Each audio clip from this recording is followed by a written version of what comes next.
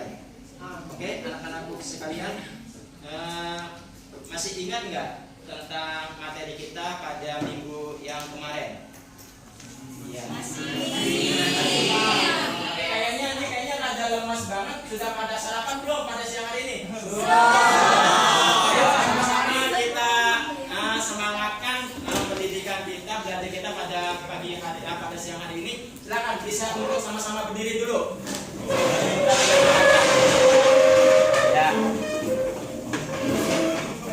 Nanti kalau misalnya Bapak bilang tangan ke atas, kalian bisa ke atas seperti ini. Coba tangan ke atas. Nah, konsentrasi. Tangan ke atas, tangan ke samping. Tangan ke bawah.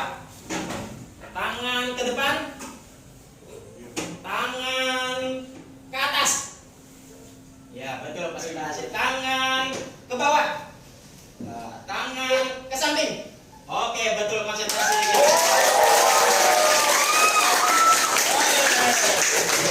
Nah, untuk selanjutnya kita akan bersama-sama mengukur konsentrasi kita yang selanjutnya.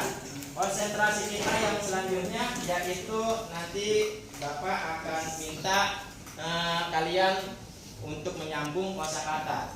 Nah, kira-kira seperti demikian. Kalian minum susu, sapi minum air.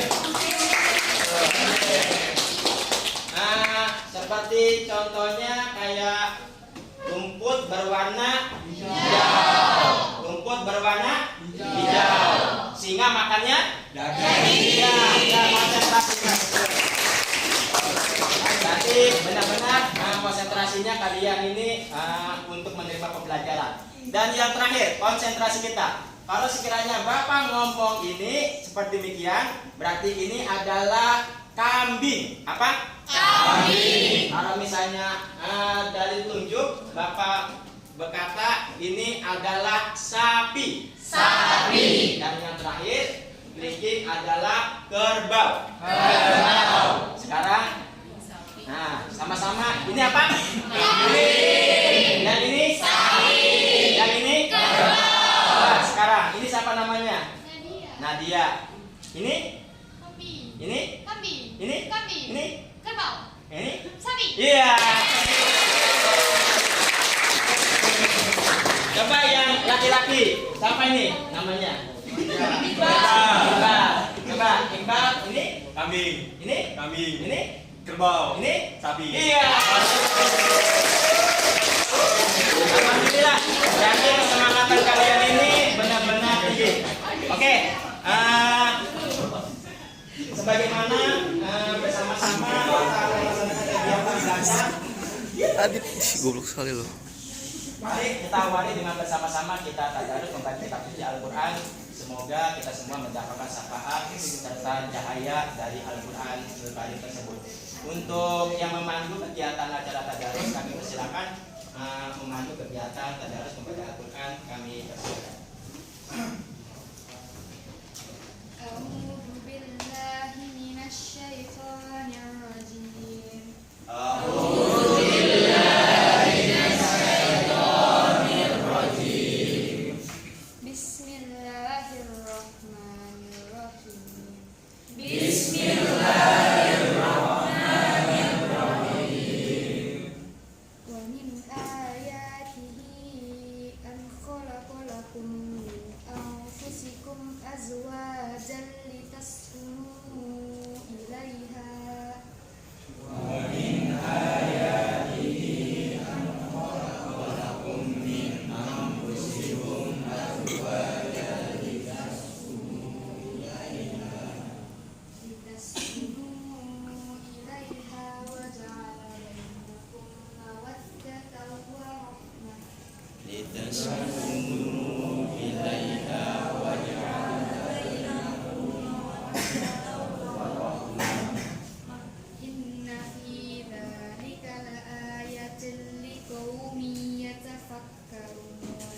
Inna fi dzalika laayatin liqaumin yatafakkarun.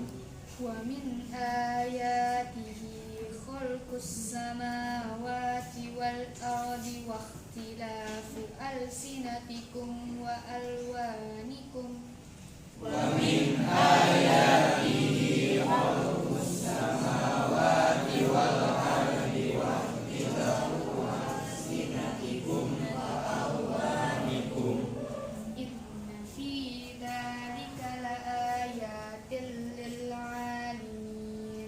Inna fi dzalika laayatil lil alimin. Shadaqallahul adzim.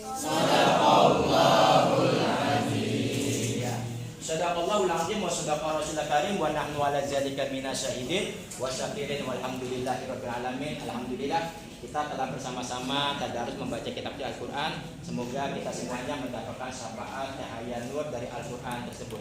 Selanjutnya materi kita pada siang hari ini yaitu tentang masalah munakahat pernikahan. Sebelumnya kita melanjutkan materi kita. Kira-kira masih ingat nggak pembelajaran materi pada minggu yang kemarin?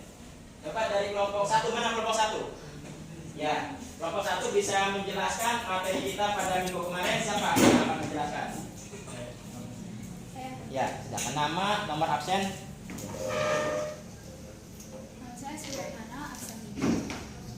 Kesimpulan dari pernikahan menurut saya adalah sesuatu yang luhur dan sakral, bermakna beribadah kepada Allah serta mengikuti sunnah Rasul. Terus dilaksanakan dengan ikhlas, terus bertanggung jawab dan mengikuti ketentuan-ketentuan yang telah Allah ingatkan. Ya, alhamdulillah. Betul. Terus selanjutnya ringkasan yang kedua dari kelompok 2 bisa menjelaskan. Siapa? Nama dan nomor absen. Saya Nadia Rizkana dan nomor absen 22.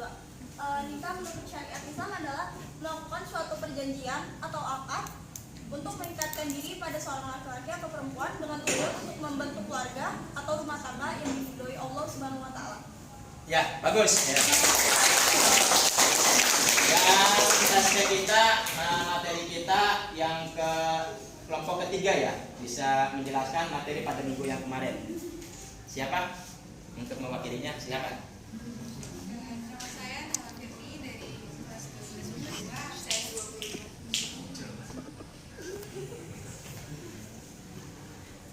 Tujuan dari pernikahan, pernikahan itu bertujuan untuk mendekatkan diri kepada Allah dan juga untuk menjalankan ibadah. Seperti yang kita tahu bahwa seluruh agama menganggap pernikahan itu adalah hal yang suci dan dilakukan dengan cara yang sakral. Ya, bagus. Alhamdulillah. Oke. Nah, selanjutnya sama-sama bisa kalian melihat di papan bahwa untuk kompetisi dasar pada bab pernikahan adalah untuk menerapkan ketentuan syariat Islam dalam melaksanakan pernikahan, diantaranya itu untuk memahami ketentuan pernikahan dalam Islam, memahami hak dan kedudukan wanita dalam keluarga berdasarkan hukum syariat Islam, serta memperagakan tata cara pernikahan dalam Islam dan menyajikan hak dan kedudukan wanita dalam keluarga berdasarkan rukun Islam sebuah pernikahan. Dan selanjutnya sama-sama kita bisa melihat daripada tujuan pembelajaran bab munakahat ataupun pernikahan pada siang hari ini, yaitu tujuannya melalui mode pembelajaran program basic learning ataupun kita biasa menyebut adalah PBL. Siswa dapat meyakini kebenaran tentang ketentuan pelaksanaan pernikahan berdasarkan syariat Islam. Yang kedua, tujuan pembelajarannya yaitu melalui metode diskusi. Mungkin nanti kita sama-sama diskusi ya tentang arti sebuah pernikahan, dan metodenya itu adalah siswa dapat menjelaskan ketentuan pelaksanaan pernikahan berdasarkan syariat Islam. Dan yang terakhir, melalui metode diskusi tanya jawab, siswa dapat mengidentifikasikan beberapa dalil tentang ketentuan pelaksanaan pernikahan berdasarkan syariat Islam. Dan pada akhirnya melalui metode bermain peran, nanti sama-sama kita bermain peran ataupun kita melatih sebuah proses pernikahan yang mana sebuah pernikahan tersebut bisa sah dan terjadinya sebuah akad pernikahan dengan adanya namanya ijab kabul, wali, saksi, calon pengantin laki-laki dan calon pengantin perempuan, serta beberapa adat istiadat diantaranya itu sebuah proses sebuah pernikahan. Dan selanjutnya untuk materi kita yaitu, nah sama-sama kita akan menyimak gambar-gambar di bawah ini dan kemudian kita saling berdiskusikan itu ya, beberapa gambar lebih lanjut apakah gambar-gambar yang disajikan telah sesuai dengan pesan syariat Islam yang terkandung di dalamnya. Kira-kira gambar pertama ini gambar apa ini? Lamaran. Sebuah proses sebuah pernikahan ini diawali dengan lamaran. Kita biasa menyebut adalah menghibah, lamaran ataupun meminang gitu ya. Seorang calon pengantin laki-laki akan melamar calon pengantin perempuan dengan kesepakatan persetujuan antara dua keluarga, keluarga laki-laki dan keluarga perempuan menentukan sebuah acara akad nikah, baik itu tanggal, hari, bulan ataupun tahunnya. Yang nomor 2, ini kira-kira gambar apa ini? Ya, sebuah resepsi sebuah pernikahan, jalinan dua sejoli yang telah lamaran akhirnya disatukan di dalam sebuah pernikahan, dan dalam pernikahan tersebut Allah Subhanahu wa taala memberikan anugerah terindah yaitu seorang bayi, anak turunan, darah daging, buah hati, penerus daripada cerita rumah tangganya, dan menjadilah sebuah keluarga yang sakinah, yang mawaddah dan rahmah, sebagaimana doa kita bersama adalah baiti jannati. Selanjutnya pada materi kita yaitu dalil sebuah pernikahan. Bagaimana juga pernikahan itu adalah ikatan yang sangat sakral, mempunyai hukum, dan dalilnya adalah wallahu ja'ala lakum min anfusikum azwaja wa ja'ala lakum min azwajikum banina wa hafadata wa razaqakum minat thayyibat afabil batili yu'minuna wa bi ni'matillahi hum yakfurun. Yang mana artinya Allah Subhanahu wa taala menjadikan dari kamu istri-istri dari jenis kamu sendiri, dan menjadikan bagimu dan istri-istri kamu itu anak-anak dan cucu-cucu, dan memberimu rezeki dari yang baik-baik. Maka mengapalah mereka beriman kepada yang batil dan mengingkari nikmat dari Allah Subhanahu wa taala. Dan materi kita kalian bisa sama-sama untuk kita saling berdiskusi, yaitu nanti akan ada pembahasan. Yang pertama, definisi sebuah pernikahan. Apa sih definisi sebuah pernikahan tersebut? Dan dilanjutkan dengan sebuah hukum pernikahan. Sebagaimana kita tahu bersama bahwa yang namanya hukum di dalam Islam itu ada 5 hukum. Yang pertama adalah wajib, yang kedua adalah haram, sunnah, makruh, dan mubah. Begitu pula sebuah proses sebuah pernikahan, apakah bisa menjadi wajib, makruh, mubah, ataupun yang lainnya. Dan tentu arah sebuah kehidupan, begitu pula sebuah pernikahan mempunyai tujuan. Batas tujuannya itu nanti diarahkan kemana. Dan yang terakhir yaitu rukun dan syarat pernikahan. Nanti ada beberapa tambahan. Kita akan membahas beberapa pernikahan yang dilarang baik secara agama ataupun secara undang-undang di dalam negara kita. Yang pertama, pengertian nikah. Secara bahasa, nikah berarti mengumpulkan ataupun menggabungkan ataupun menjodohkan dua sisi yang berbeda menjadi satu, yang diberikan terindah oleh Allah Subhanahu wa taala. Itulah sebuah pernikahan. Jadi secara bahasa, nikah itu adalah menggabungkan, menjodohkan, dan mengumpulkan. Adapun pernikahan secara istilah yaitu nikah berarti akad yang menghalalkan pergaulan antara laki-laki dan perempuan yang bukan mahramnya dan menimbulkan hak dan kewajiban masing-masing. Tadinya kan seorang laki-laki dan perempuan tidak boleh saling bersama yang bukan muhrimnya, hukumnya haram. Namun setelah menjadi pernikahan, maka setelah digabungkan antara laki-laki dan perempuan menjadi halal, maka pergaulan tersebut bukannya haram menjadi halal. Itulah sebuah istilah arti daripada pernikahan. Selanjutnya hukum sebuah pernikahan. Nah ini sama-sama kita ketahui hukum sebuah pernikahan yaitu bagi orang yang telah mampu, pertama adalah hukumnya wajib. Bagi orang yang telah mampu secara fisik baik secara mental, tentunya secara ekonomi maupun akhlak untuk melakukan pernikahan, ada keinginan untuk menikah, dan jika tidak menikah maka akan dikhawatirkan jatuh pada perbuatan maksiat. Contoh, ada sepasang lelaki dan perempuan sudah mapan di masalah ekonomi, cukup akhlaknya, cukup mentalnya, fisiknya juga cukup, dan apabila tidak melaksanakan sebuah pernikahan maka akan dikhawatirkan terjadinya sepasang laki-laki dan perempuan tersebut berbuat zina, itu karena hawa nafsu ataupun yang lainnya, maka pernikahan tersebut hukumnya adalah wajib. Yang kedua, hukumnya sunnah, yaitu bagi orang yang telah mempunyai keinginan untuk menikah namun tidak dikhawatirkan dirinya akan jatuh kepada maksiat sekiranya tidak menikah, itu hukumnya adalah sunnah. Dan yang ketiga, sebuah pernikahan hukumnya adalah mubah bagi yang mampu dan aman dari fitnah, tetapi tidak membutuhkan ataupun tidak memiliki syahwat sama sekali, seperti yang contohnya orang yang kompoten ataupun orang yang lanjut usia dan tidak mampu untuk menafkahi, maka itu hukumnya adalah mubah. Dan dua hukum pernikahan selanjutnya yaitu makruh. Kenapa dikatakan hukum pernikahan makruh? Yaitu bagi orang yang mampu menikah tetapi dia khawatir akan menyakiti wanita yang akan dinikahinya, ataupun tidak amanah untuk melaksanakan sebuah pernikahan kepada calon pasangannya, ataupun berniat untuk menzoliminya hak-hak istri. Ambil contoh, seorang pelajar yang baru lulus, yang belum mapan dan masih membutuhkan pertolongan kepada orang tua, ingin menikah. Nanti ketika menikah ini ya masih dicucikan bajunya, masih bisa bantuan kepada orang tuanya, belum mapan, maka pernikahan tersebut adalah hukumnya makruh. Dan yang terakhir, haram. Kenapa pernikahan dikatakan hukumnya haram? Yaitu bagi orang yang yakin bahwa dirinya tidak akan mampu melaksanakan kewajiban-kewajiban pernikahan. Jadi setelah dia menikah, mentelantarkan baik kepada istrinya ataupun kepada anaknya, baik kewajiban yang berkaitan dengan hubungan seksual ataupun berkaitan dengan kewajiban-kewajiban lainnya. Seperti contoh, ketika dia menikah ada niat ingin menyakiti istrinya, ataupun ingin menzolimi istrinya, ataupun dia ingin menghilangkan daripada pernikahan tersebut, maka hukum pernikahannya adalah hukumnya haram. Kenapa? Karena dia menyakiti istri ataupun pasangannya.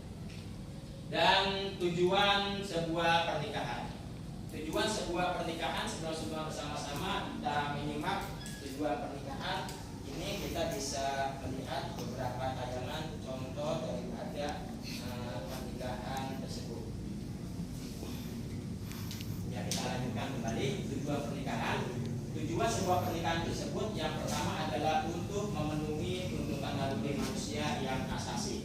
Artinya inilah bedanya antara manusia dengan binatang. Ketika binatang nafsu biologisnya dia disalurkan, tidak ada sebuah pernikahan, maka itulah binatang. Namun ketika manusia yang mempunyai akal, pikiran, agama, norma, dan kehidupan yang sangat berharga, terus melakukan hak asasinya ataupun biologisnya disalurkan dengan tidak cara menikah, maka tak ubahnya manusia tersebut sebagaimana binatang. Yang kedua, tujuan sebuah pernikahan adalah untuk mendapatkan ketenangan hidup. Nah ini di dalam Al-Quran yang kita telah dijelaskan, yaitu mawaddah warahmah. Kita mendapatkan sifat yang rahmah, yang tentram, yang artinya dalam sebuah pernikahan. Dan yang ketiga, untuk membentengi akhlaknya manusia, yaitu sebuah pernikahan akhirnya tersalurkan. Seorang istri akhlaknya mungkin ada kekurangan, disempurnakan oleh seorang suami. Begitu pula seorang suami yang temperamental, yang suka marah-marah, akhirnya dilemah lembutkan oleh istrinya, saling melengkapi. Itulah pentingnya sebuah pernikahan. Yang keempat, tujuan sebuah pernikahan adalah meningkatkan ibadah kepada Allah Subhanahu wa Ta'ala, yaitu ketika dia menikah bisa saling berjamaah kepada istri ataupun kepada suaminya, bisa saling belajar bersama, bisa saling melengkapi ibadah yang lainnya. Jadi ketika dia mempunyai salah satu kekurangan, dilengkapi oleh suami ataupun istrinya. Bahkan ketika dia nanti mempunyai anak tersebut akan melengkapi di dalam keluarganya, akhirnya menjadi keluarga yang bahagia. Yang kelima, tujuan sebuah pernikahan adalah tentu mendapatkan keturunan yang soleh, yang halal, Namun ketika manusia tidak melaksanakan pernikahan, dia mempunyai keturunan, maka keturunannya tidak menjadi keturunan yang soleh, ataupun kita bisa menyebutnya adalah walaupun tidak ada anak haram ataupun anak apa, tapi anak hasil daripada perzinahan. Dan yang terakhir yaitu untuk menegakkan rumah tangga yang islami yang didasari oleh saling melengkapi antar suami dan istri. Ini rukun dan syarat nikah. Bagaimana tentang masalah tata cara rukun dan syarat nikah? Terjadinya proses sebuah pernikahan. Yang pertama adanya calon suami. Di antaranya syaratnya seorang suami bukan mahram daripada calon pengantin perempuan, orang yang dikehendaki, dan tentunya muayyan. Muayyan itu jelas. Ya, muayyan itu jelas. Seperti contoh calon pengantin laki-laki, benar itu jelas seorang laki-laki, bukan seorang perempuan yang menyamar dari menjadi seorang laki-laki. Begitu pula sebaliknya, yaitu bukan calon istri, bukan mahram si laki-laki, terbebas dari halangan serta muayyan jelas. Jadi calon pengantin perempuannya itu jelas-jelas perempuan, bukan seorang laki-laki yang menyamar menjadi seorang perempuan. Maka Islam hukumnya jelas, tidak diperbolehkan untuk saling LGBT itu ya, menikah sesama perempuan ataupun menikah sesama laki-laki. Dan bisa terjadinya sebuah pernikahan ada yang namanya sibho. Sibho itu adalah ijab kabul, syarat terima antara calon pengantin laki-laki dengan calon pengantin perempuan. Syaratnya yaitu tidak tergantung dengan syarat lain. Yang kedua, tidak terikat dengan waktu dan tertentu. Boleh dengan bahasa asing, nggak boleh. Ketika ijab kabul diperbolehkan kita menggunakan bahasa asing ataupun bahasa